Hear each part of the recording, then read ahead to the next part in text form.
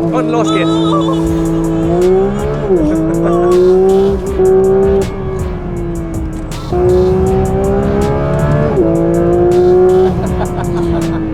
Launch Control aktiv und jetzt.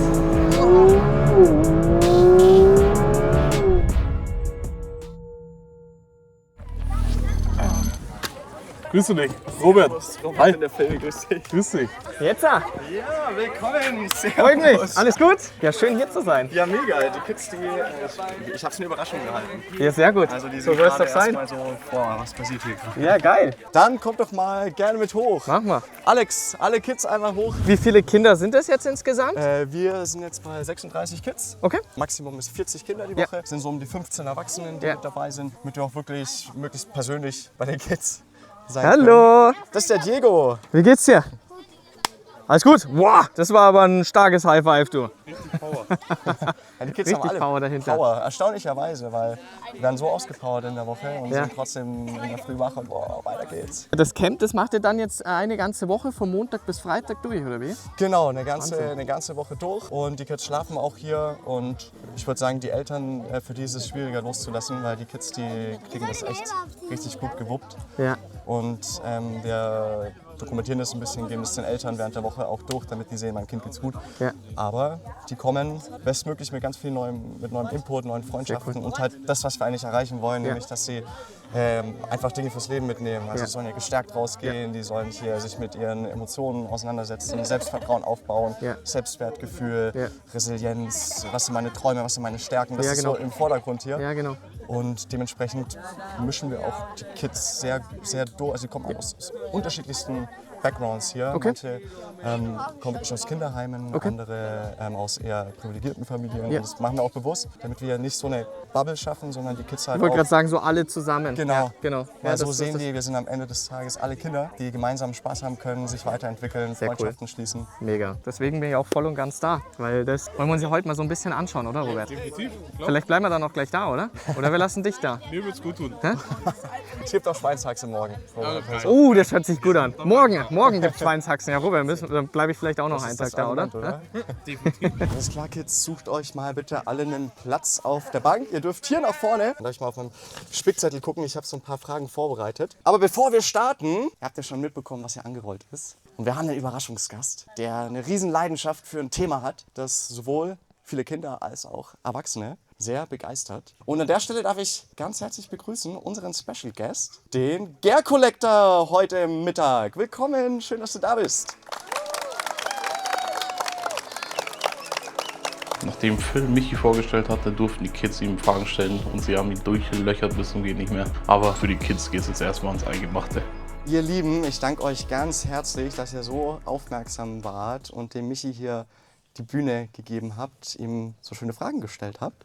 Und ganz kurz, wie es jetzt weitergeht. Wir haben vor ein paar Tagen ja schon mal gefragt, wer von euch würde sich trauen, in einem richtig schnellen Auto mitzufahren. Wer von euch? Jetzt sind es natürlich alle, ja klar.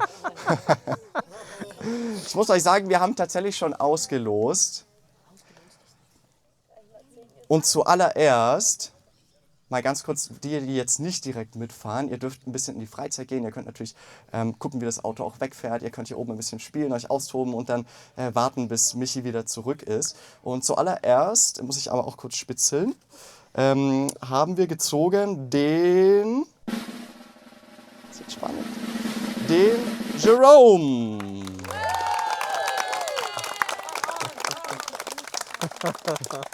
Jerome, hast du Bock? Ja. Sehr gut. Dann würde ich sagen, auf die Plätze, fertig, los. Ihr dürft eine Runde drehen und wir erwarten euch hier dann einfach wieder. Braucht es ja noch irgendwas für die Fahrt? Nee, wir sind versorgt, oder? Brauchst du irgendwas noch? Dann würde ich sagen, legen wir los, oder? Gut, dann gute Reise. Bis gleich.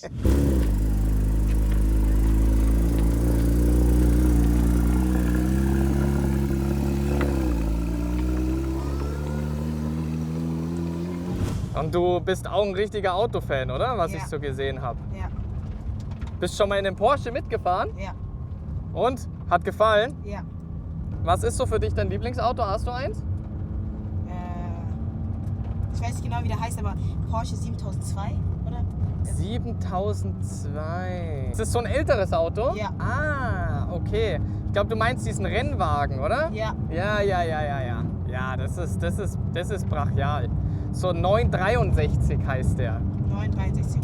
Ja, genau. Soll man entspannt fahren oder soll man ein bisschen Gas geben? Ein bisschen Gas geben. Ein bisschen Gas geben? Ja. Okay, dann machen wir das doch mal, oder? Okay, bist du ready? Ja.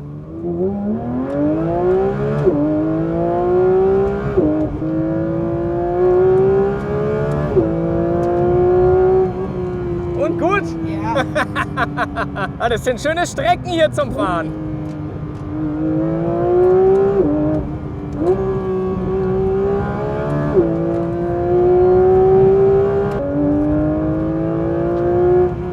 Und? Macht Spaß. Sehr gut, oder? Ja. Sollen wir mal von 0 beschleunigen? Ja. Dann machen wir das doch mal, oder? Machen wir sogar mit Launch Control. Das heißt, linker Fuß auf die Bremse, ja? Und dann rechter Fuß aufs Gas. Und jetzt siehst du, Launch Control aktiv und jetzt. Oha.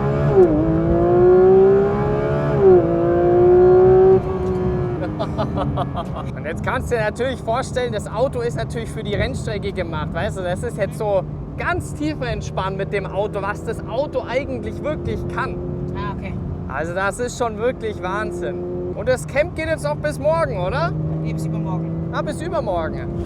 Sehr gut. Hoffe, hat Spaß gemacht. Ja, das war richtig geil. Wie geht diese Tür auf? Hier ziehen? Ja, einfach hier so genau, hier so ziehen. Jawohl.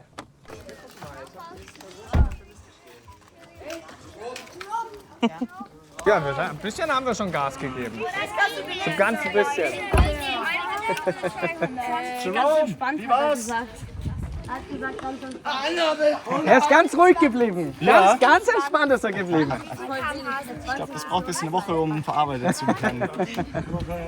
Als nächstes, ihr Lieben, auf unserem Los gelandet und gezogen wurde Melina. Oh. Freut sich, glaube ich, jemand, Ja, oder? ja. Hä? Also ich muss ja zugeben, Robert, Ja? diese Strecke da, die ist brutal. Echt? Die ist brutal. Ist schön, oder? Das wäre eine geile Hausstrecke. Ich sag's dir, Ja, müssen wir das hat herziehen. ein bisschen Nordschleifen-Feeling. Echt? Nein, So wirklich. leicht? Das musst du mal da hinten fahren, das ist brutal. Kurve. Hattest du in deinem Leben eigentlich einmal eine ganz leichte Gehirnerschütterung? Nein, Gott sei Dank nicht. Ich hatte, glaube ich, schon mal eine. Ja, ich glaube, ich habe auch schon mehrere gehabt, Ja, nachdem da glaub nichts auch. mehr im Kopf drinnen ist. Nein, die Strecke ist brutal. Ja? Also die Strecke ist wirklich brutal. Geil, Mann. Die Strecke ist halt wirklich für das Auto gemacht. Ja, Also da perfekt, merkst dass du wir jetzt sind. wirklich erstmal hier, die Kollegen, SSR, wie sich das einlenkt und alles, das ist brutal. Nochmal anders. Bist du bereit? Ja. Gut, dann gehen wir mal rüber. Mach's dir gemütlich. Okay? Ja. Perfekt. Dann Viel Spaß. reiß mal wieder auf, oder Robert? Oha, das ist komplett anders als so andere Autos. So voll, also auch von innen so, nicht nur von außen. Ja, das ist halt ein Auto für die Rennstrecke, ja? Ja. Bist du schon mal in einem schnellen Auto mitgefahren? Nee, aber in einem normalen Porsche. Okay. Also, ja. Dann schauen wir mal, was du da dazu sagen wirst dann gleich. Ja, aber mein Opa fährt halt schon, also mit dem Porsche halt schon auch manchmal ein bisschen schneller auf der Autobahn. Also jetzt nicht so Okay. krass, aber halt schon ein bisschen. Ja, cool. Ich finde es halt immer so krass, wenn es dann so beschleunigt, dann auf Ja. einmal so wumm und das Ja. finde ich richtig krass. Wie alt bist du denn? Ich bin 12. 12 Jahre, okay. Ja, ich bin 12. Und das erste Mal hier in dem Camp mit dabei? Nee, das zweite Mal. Ah, also macht Spaß, oder? Ja, voll, auf jeden Fall. Ich kann es nur weiterempfehlen. Ja, sehr gut. Das ist einfach mega. Sollen wir gemütlich fahren oder sollen wir ein bisschen dann Gas geben? Bisschen Gas geben. Ein bisschen Gas geben. Ja, ein bisschen Gas geben. Okay, also du Gas magst es, wenn wir ein bisschen schneller fahren, Ja, oder? gerne. Okay, dann machen wir das doch. Okay, bist du bereit? Ja. Wow. Oha.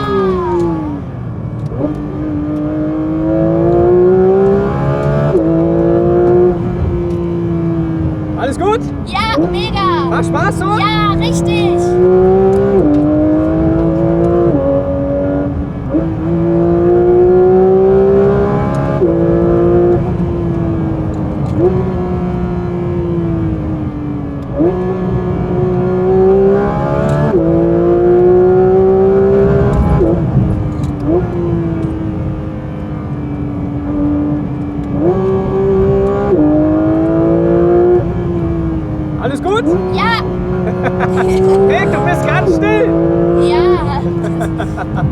Das ist einfach nur mega. Sehr schön, so soll es doch sein. Ja.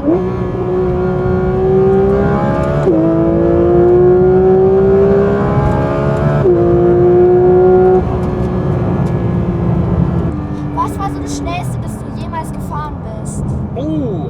Das waren so 380 km/h sind es gewesen. Wow. Und ist es für dich so ein Highlight oder ist es eher so Ja, doch, natürlich, klar. Aber da musst du schon sehr, sehr aufpassen, ja. Also das sind jetzt natürlich sehr, sehr schnelle Geschwindigkeiten. Ja.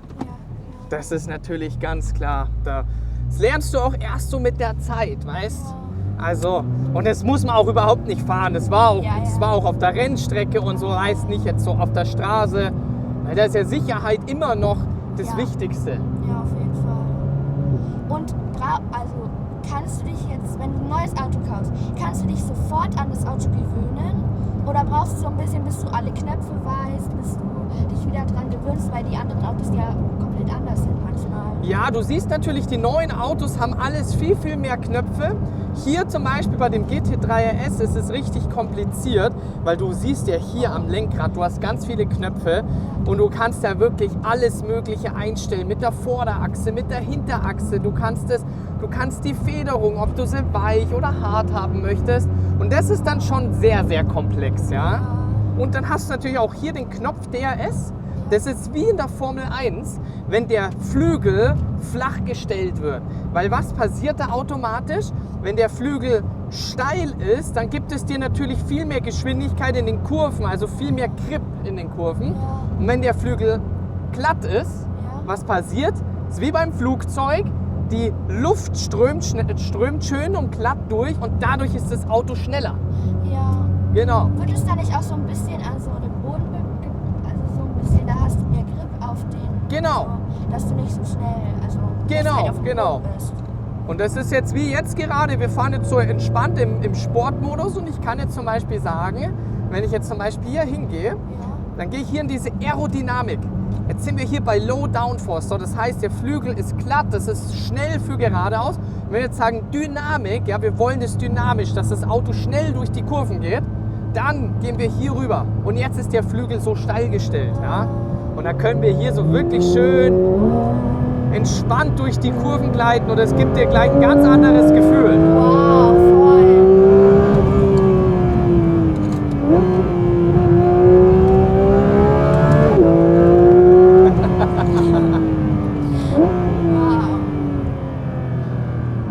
So, würde ich sagen, drehen wir wieder um, oder? Fahren wir wieder zu den anderen zurück. Okay. Schauen wir mal. Also wir können auch länger fahren. So, wir sind wieder zurück. So, Dankeschön. ich hoffe, es hat dir Spaß gemacht. Richtig. Und? Ja, richtig gut. Ja, War ganz entspannt drauf. einer ist noch dran. Einer ist noch dran. Wer ist denn der Nächste? Nächste steht hinter dir, Tayo. Da ist er. Bist du ready? Ja. Dann reiß mal auf, oder? Jetzt darfst du natürlich entscheiden, sollen wir so ganz gemütlich fahren, einfach so richtig schön dahin cruisen oder möchtest du ein bisschen zügiger fahren? Ein bisschen zügiger. Ein bisschen zügiger. Und los geht's.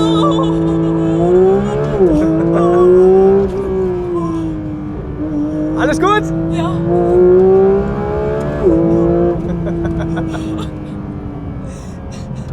Und wie war das? Richtig cool. Das ist schnell, oder? Ja. Da merkst du richtig, wie es dir so richtig Ja. alles nach hinten zieht, oder? Die Ja. Beschleunigung. Es ist ein bisschen wie Achterbahn. Ja. Und alles gut? Ja. Macht Spaß? Ja, richtig. Sehr gut.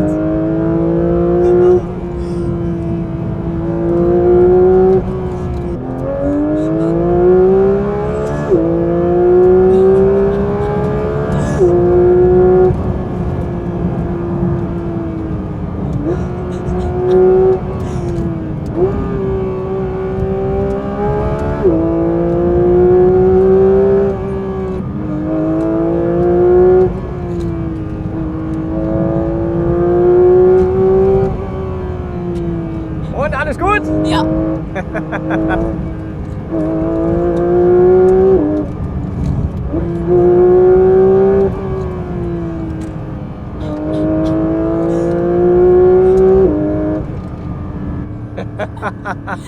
Und war gut? Richtig. Ja, sehr gut. Da merkt man, da arbeitet der Körper. Der fängt dann so, wird einem richtig warm, oder? Ja. Jetzt kannst du dir mal vorstellen, wie das auf der Rennstrecke ist. Und dann hast du keine Klimaanlage und das bei so einer Hitze. Ja. Und du fährst da richtig eine Stunde Vollgas auf höchster Konzentration. Kannst du dir mal vorstellen, wie fit man da sein muss? Immer wieder faszinierend, oder? Wir sitzen ja hier drinnen ganz entspannt mit Klimaanlage. Wenn du dann schaust, die Formel-1-Fahrer. So, wir sind wieder zurück. Und? Richtig cool. Das glaube ich. Wir haben gerade gesagt, was hat ihm mehr Spaß gemacht, ob Achterbahn fahren oder das hier gerade? Und im Vergleich zur Achterbahn, was hat mehr Spaß gemacht? Das jetzt. Ich glaube, die Antwort war deutlich, oder? Sehr deutlich. Ja, komm, dann fahren wir vor, dann trinken wir mal was, weil es ist echt zu heiß. Ja, das machen wir, oder? Auf Ja. geht's. Waren die Kids eingefroren vor Schock oder? Nein, also total unterschiedlich. Der Jerome ist relativ ruhig geblieben. Sie hat ganz viele Fragen gestellt, ganz viel.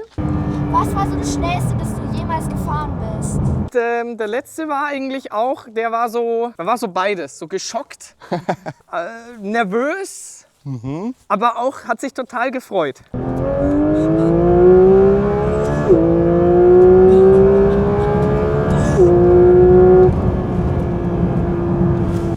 Ah, schön. Ja, wir sind für die ganze Woche eben hier. Kids sind so von 8 bis 13 Jahre alt und bringen wirklich unterschiedlichste Rucksäcke mit und nehmen auch unterschiedlichstes aus der Woche mit. Also im Kern geht es bei uns wirklich darum, Kindern Werkzeuge an die Hand zu geben, die ihnen helfen, mit Herausforderungen in der Welt von heute besser umgehen zu können. Ja. Und das war alles so die Frage, die Carla und ich uns vor 5 Jahren gestellt haben, nämlich was hätten wir gern als Kind gelernt, um heute Ja. einfach mutiger, selbstbewusster durchs Leben zu gehen. Ja. Und dann haben wir uns die Leute gesucht, die auch den Background, die pädagogische, psychologische, therapeutische Erfahrung mitbringen und hier dann als Team die Woche mit dabei sind und die Kids wirklich an ihre Stärken, an Umgang mit Emotionen, Resilienz, Selbstvertrauen, all das hier heranführen, aber mit ganz viel Spaß, weil Kids brauchen halt immer Bewegung, Abenteuer, Ist so. Spielen. Vor allem heutzutage. Heutzutage mit dem Handy. Du siehst es ja immer wieder, die ganzen Kinder sind nur noch am Handy. Du hast dann die Eltern, klar, die schauen sich das von klein auf, schauen die sich das ab, wenn die ihre Eltern immer am Handy sind. Ja, ich meine, ist mittlerweile die Welt. Ja. Aber ich bin ja auch noch ohne dem iPhone aufgewachsen und habe ja auch noch richtig mit dem Spielzeug im Sandkasten, allem drum und dran gespielt. Und da merkst du schon, ich glaube, das macht das Ganze schon ein bisschen schwerer, ja, als Kind, dass du dich halt auch wirklich so mit den ganzen Themen beschäftigen kannst. Also, das heißt, wie lange machst du das jetzt schon? Vor 5 Jahren haben wir gestartet. Okay. Haben jetzt 13, das ist unser 13. Camp, so knapp 400 Kids, die jetzt dabei waren. Ja. Und ja, haben noch einiges vor. Ja, cool. Ja, so soll es ja auch sein. So soll es auch wirklich sein. Und das heißt auch, was ich auch gesehen habe, kein Kind darf hier mit Handy, oder? Handys bleiben zu Hause, Ja, sehr gut. kein Kontakt zu den Eltern in der ganzen Woche. Das Sehr fällt gut. den Eltern eben oft schwieriger als den Kids selbst.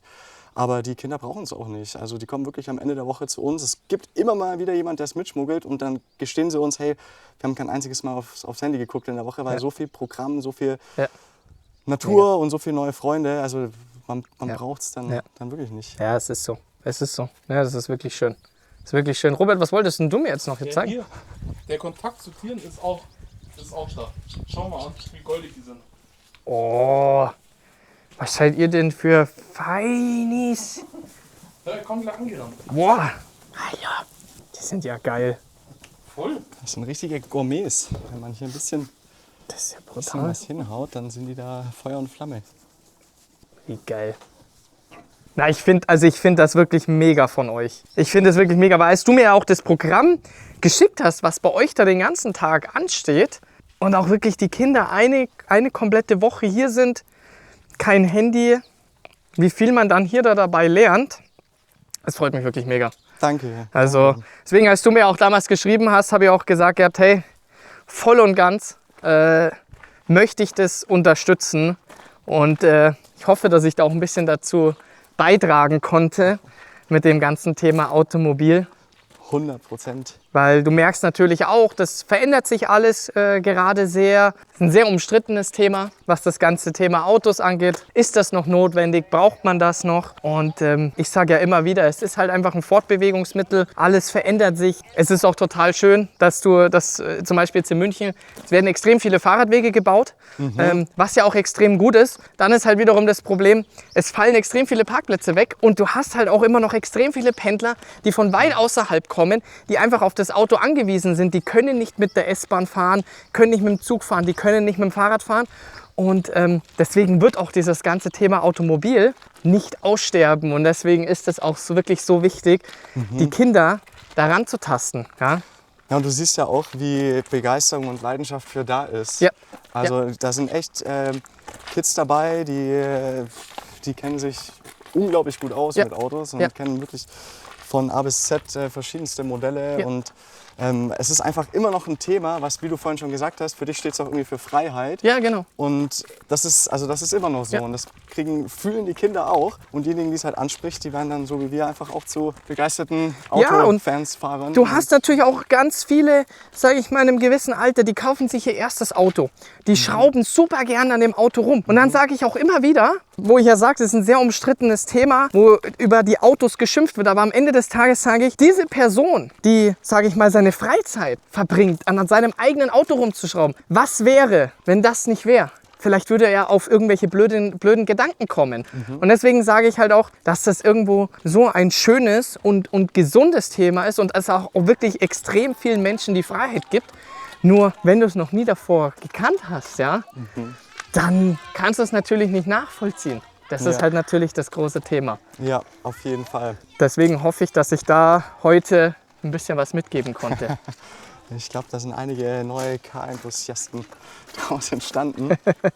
Vielen, vielen Dank, dass wir hier sein durften. Ich danke dir. Wie gesagt, ich hoffe, wir konnten das Thema mit den Autos ein bisschen näher bringen. Und ja, wünsche euch da auf jeden Fall jetzt noch die Woche ganz viel Spaß. Wir können auf jeden Fall mal gerne den Link in die Videobeschreibung mal einplanen. Also für die, die daran Interesse haben, wie gesagt, für mich ist es eine Herzensangelegenheit gewesen, als du mir damals geschrieben hast, als du mir ein bisschen davon erzählt hast, wo ich gesagt habe, hey komm, wir planen auf jeden Fall diesen Tag ein, dass wir hier vorbeikommen und ja, hoffe, dass ich da jedem heute so ein bisschen eine kleine Freude machen konnte. Mir hat es extrem viel Spaß gemacht. Und dann würde ich sagen, fahren wir los, oder Robert?